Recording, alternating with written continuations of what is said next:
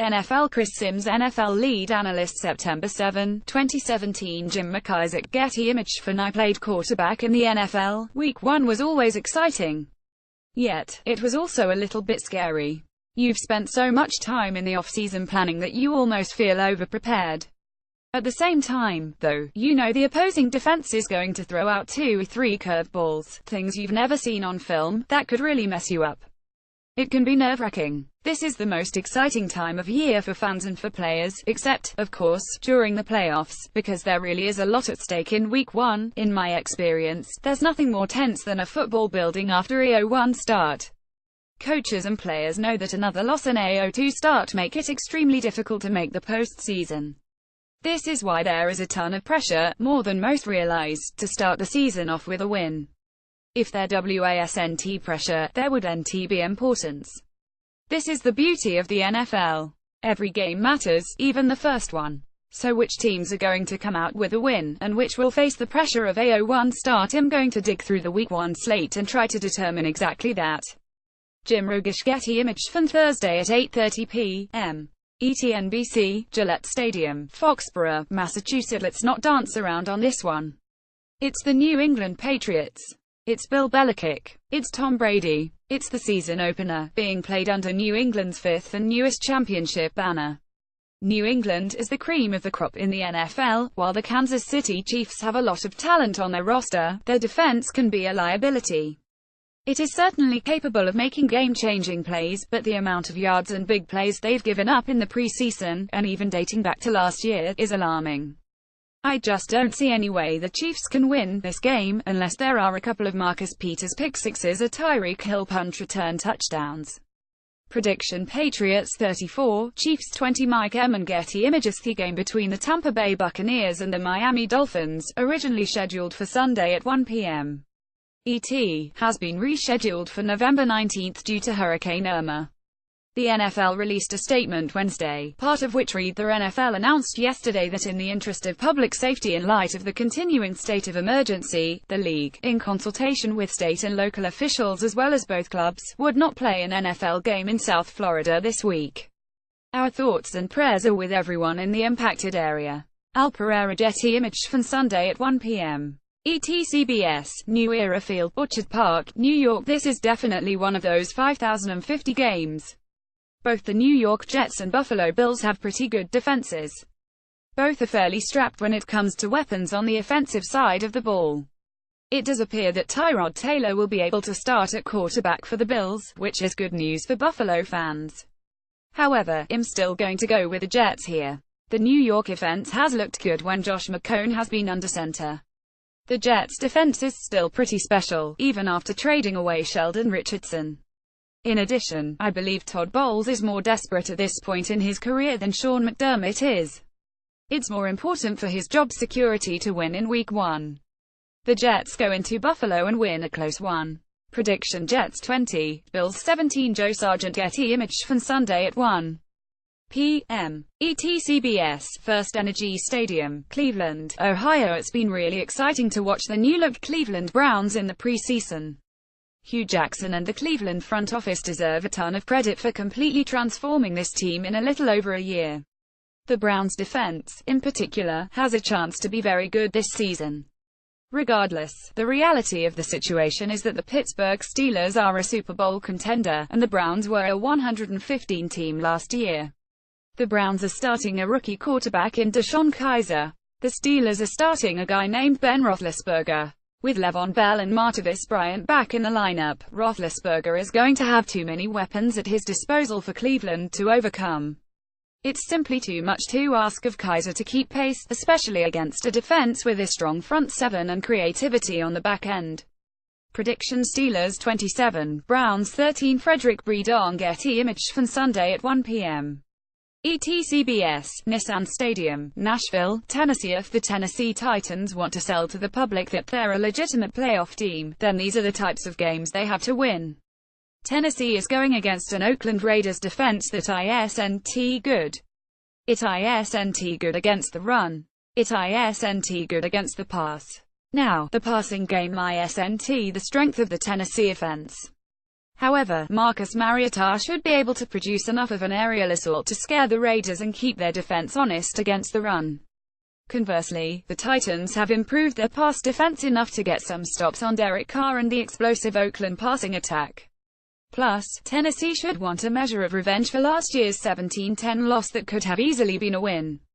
Prediction: Titans 31, Raiders 27. Rob Leiter, Getty Image from Sunday at 1 p.m.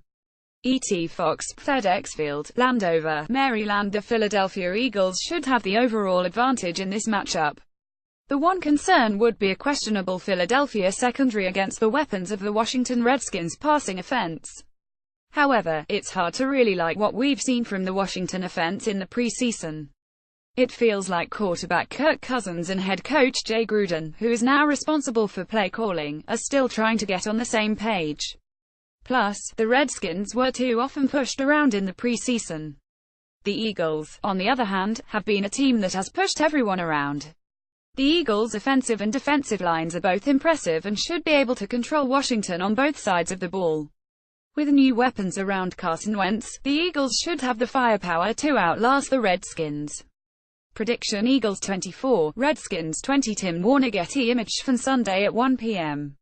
ET-CBS, NRG Stadium, Houston, Texas. The Houston Texans and Jacksonville Jaguars are two teams with pretty good defenses. The Texans' defense was the best in football last year, by a pretty wide margin. Yes, Houston lost A.J. Bowie to the Jags in the offseason, but they're getting J.J. Watt back as well. This Texans defense will be playing at home in Houston.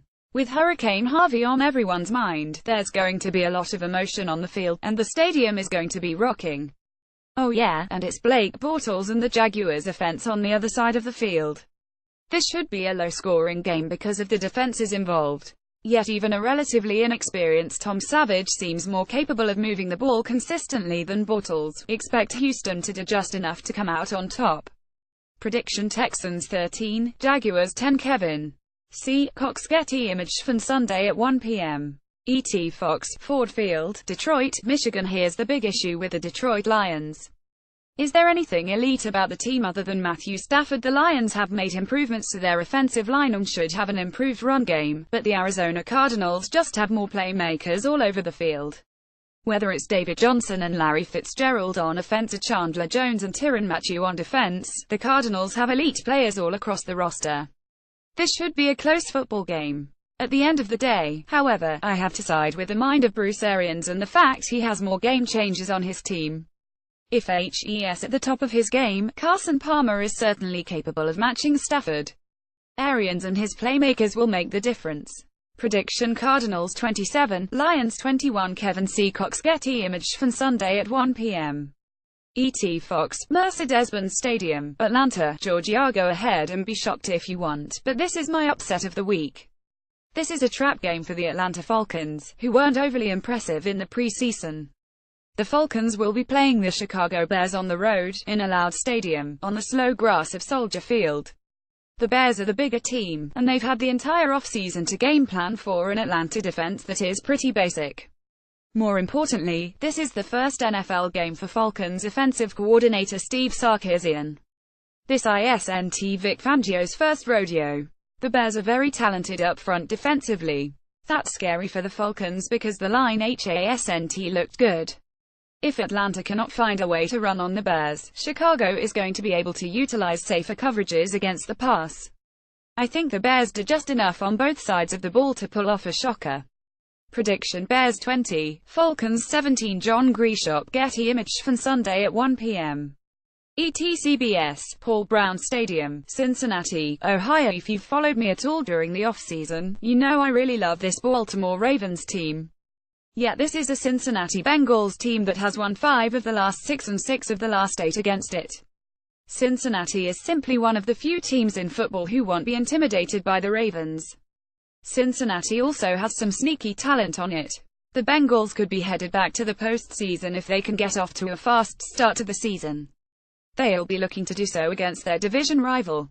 The biggest reason to like Cincinnati in this game, though, is the fact Ravens quarterback Joe Flacco only recently returned to practice. It's difficult to believe he'll be hitting on all cylinders after getting virtually no off-season work and coming off 1 week of practice.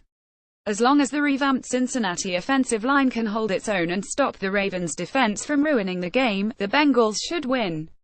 Prediction: Bengals 20, Ravens 16. Aaron W. Henderson. Getty Image from Sunday at 4:05 p.m. ET. Los Angeles Memorial Coliseum, Los Angeles, California. This game is in LA. It's the home opener for new Los Angeles Rams head coach Sean McVay. This creates a very tough environment for the Indianapolis Colts.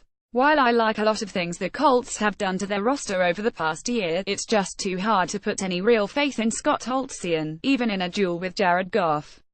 This is a terrific Rams defense with Wade Phillips at the helm. He's going to be able to figure out plenty of ways to confuse and rattle Holtzian. McVay has had plenty of time to put together a game plan for this one, so he should be able to come up with some creative ways to get Goff and the pass offense rolling. It won't help that the Colts are without star cornerback Vontae Davis. Prediction: Rams 24, Colts 16. Stacey Revra. Getty Image from Sunday at 4:25 p.m.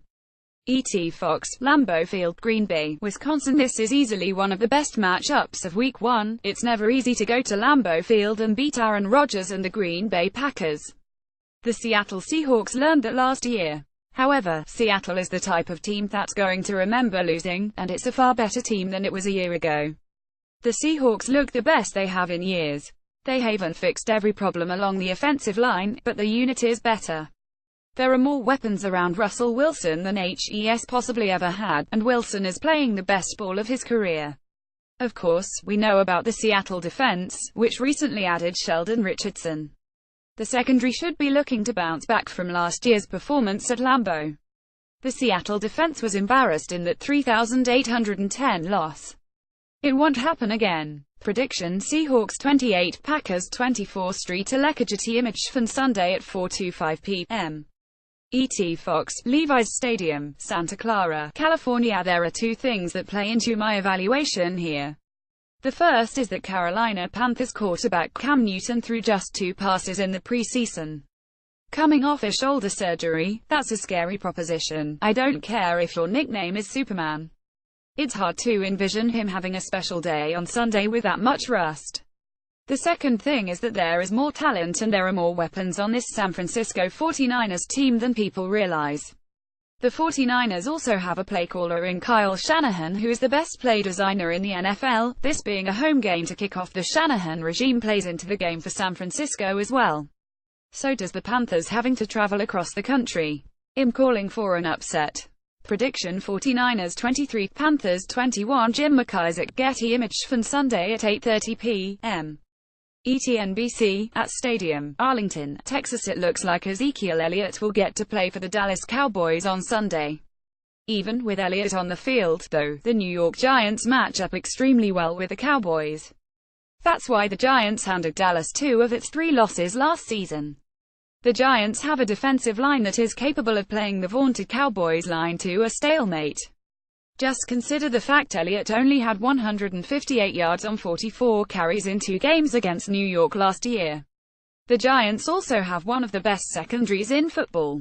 They'll be able to match cornerbacks one-on-one on an island. The other thing I don't like about this matchup for the Cowboys is the questionable Dallas secondary. Even if Odell Beckham Jr. can't go, the Giants have enough weapons, like Sterling Shepard, Brandon Marshall and Evan Ingram, to test it.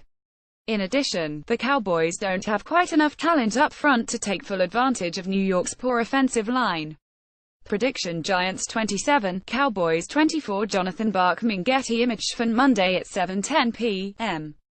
ET. US Bank Stadium, Minneapolis, Minnesota. The New Orleans Saints are going to face a tough environment in Minnesota against the Vikings. However, Sean Payton, Drew Brees and co. aren't likely to be fazed by the challenge. If you've been paying attention, you'll know that I'm high on New Orleans. With Payton having an entire off-season to game plan for Minnesota, the Saints should have the advantage here. The Vikings' defense can be special, but it surrendered an alarming number of big plays in the preseason.